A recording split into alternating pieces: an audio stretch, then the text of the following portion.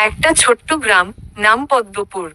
চারদিকে সবুজের সমারোহ, মাঝখানে একটা সরু নদী বয়ে গেছে। সেই গ্রামের এক কৃষক ছিল, নাম গোপা। গোপা খুব পরিশ্রমী, কিন্তু তার জমি ছোট, ফসলও বেশি হতো না। তাই সে সবসময় চিন্তিত থাকত।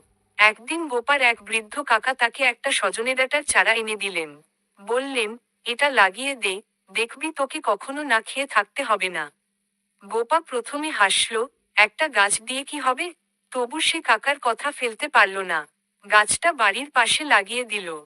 কয়েক মাস পর গাছটা বড় হলো, ডালে ডালে ঝুলতে লাগলো সবুজ সজনে ডাঁটা। গোপার স্ত্রী এগুলো দিয়ে তরকারি রান্না করলো। খেতে দারুণ স্বাদ। একদিন এক গ্রামবাসী এসে বলল, গোপা, তোমার সজনে ডাঁটা খুব ভালো।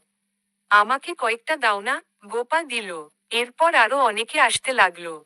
গোপা ভাবল, যদি আমি আরো গাছ লাগাই, তাহলে এগুলো বাজারে বিক্রি করতে পারবো। সে তাই করল। ধীরে ধীরে তার সজনে ডাঁটার বাগান হলো।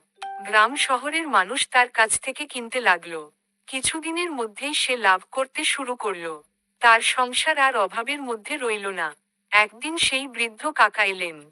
গোপা তার পায়ের কাছে বসে বলল, আপনার দেওয়া গাছটাই আমাকে পথ দেখিয়েছে, কাকা। কাকা হাসলেন, সজনে ডাঁটা শুধু খাবারের নয়, শিক্ষারও গাছ। ছোট কিছু থেকেই বড় কিছু গড়ে ওঠে।